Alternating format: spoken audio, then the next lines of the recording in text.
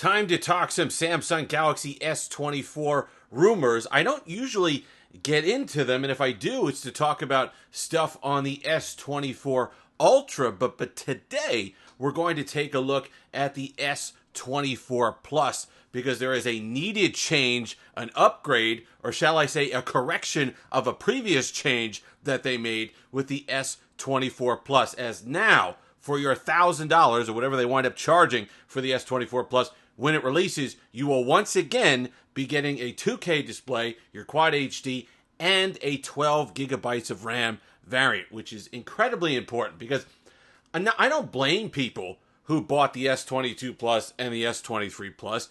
I just feel bad for you. Samsung puts you in an impossible position with those two devices because if you wanted a big screen Samsung One UI experience running with a flagship chip, it was either you compromised on screen size or you wound up upgrading, spending more money, getting features you perhaps didn't want on the S23 or S22 Ultra. So you were between a rock and a hard place. You really couldn't win. You were either nerfing yourself on the screen and still paying big money, not getting the RAM, not getting the camera that you would get on the S23 Ultra, or you were saving the money, getting kind of a better value, if you could call it that, at that price range, but compromising on the size of the display with the S23. Impossible position, so I feel bad if you went ahead and got an S23 Plus. But now, at least, Samsung, after laughing their way to the bank for a couple of years, is going back to what we kind of expect from an S24 Plus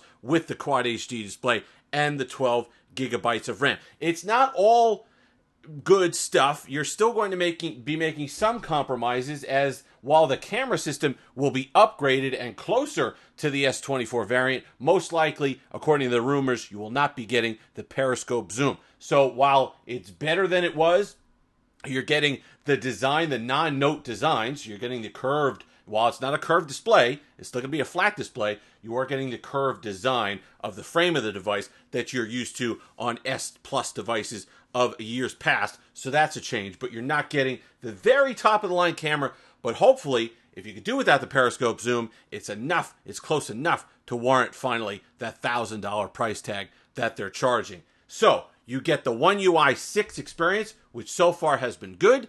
You get a nice large display, 6.8 inches, 6.7 inches, whatever it releases. You get the RAM that you'd expect from a Plus version of a Samsung Galaxy device, and you get it at a price that you're kind of used to spending at this point, $1,000 on a premium build and display. Who is this benefit? It benefits a lot of people. It benefits people who were holding on to that S10 Plus, that were looking around saying, why would I upgrade from this? Why would I go away from my Quad HD display? Why would I step down from my 12 gigs of RAM? Why would I give up these things in order to pay flagship money and not necessarily get all the 2023 flagship features?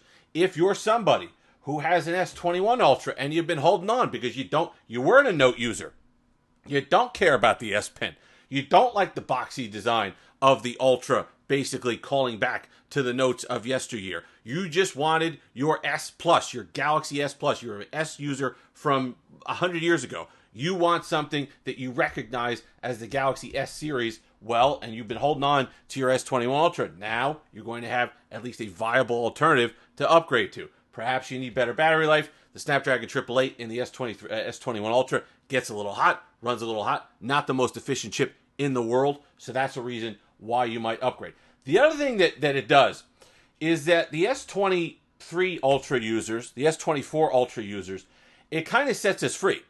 It separates, again, the categories between the S23 Ultra Plus and the Ultra models, essentially going back to the S Plus and the Note. So people who were Note fans, you get the boxy design, you get the S Pen, you get all the upgrades there, and you're happy. And S users from back in the day, they don't worry about the boxy design. They don't worry about having to pay for an S Pen capability that they don't use. They don't have to worry about the way the display looks or the curve or any of that stuff that would bother you and kind of battle back and forth. So I like the fact that previously Samsung would have to worry about keeping kind of everybody happy with the Ultra design. Now they don't have to do that. if you were somebody that likes that curved design, like these S Plus models, well, guess what? The S24 Plus is more likely to be your device. But if you were a Note user, then you have something like the Ultra and you could pay for it. And it kind of goes back to the pricing structure that we used to have. The Note used to be the ultimate of phones. It would come out and have the best of the best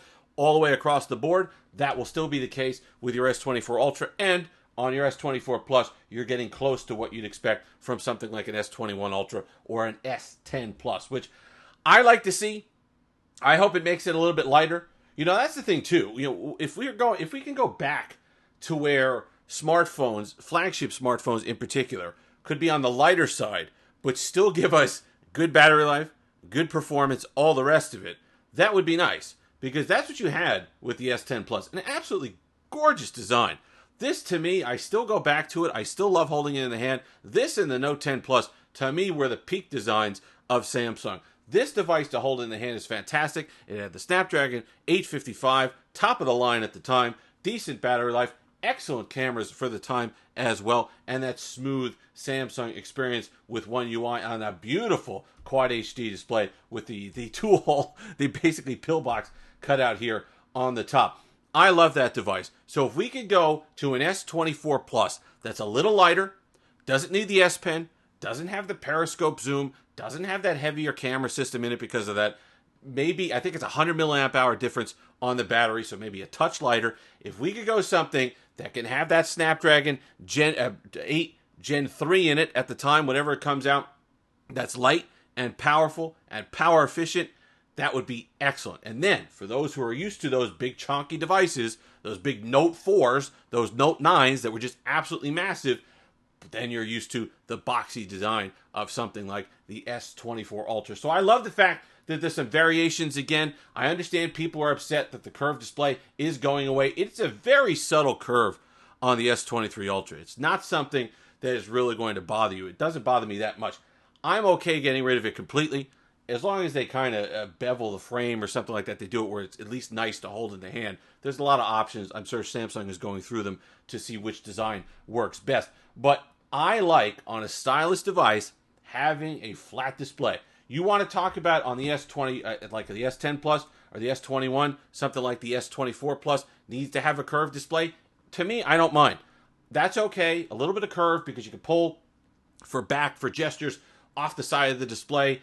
Edge panels you can pull off there without any issue. No problems with activation. That I'm okay with. But when there's a stylus on the display, as we saw with the Note 9, which has very dramatic curves off the side, when you try to do something close to the edge, the accuracy just gives way. The pen slides off. You're not able to write. You're not able to circle things. If you're making GIFs or whatever you're sending to your friends, it's very hard to be accurate with the S Pen towards the edge of the device when the display is curved. So that's something. So people ask, well, why are you so big on a flat display for an S24 Ultra? That's why. But good news for S fans, I think, overall. Good news for those of you looking for an S24 Plus that were perhaps holding on to your S10 Plus and your S21 Ultra, looking for upgrades there, holding out. You say, I don't want an S Pen. I don't want this boxy design. Well, Samsung finally got their heads out of you-know-what and gave you a phone worthy of the $1,000 price tag that they were charging for the S23 Plus. If you've made it this far, like, comment, subscribe, all that fun stuff. Until next time, have that Steve-licious day.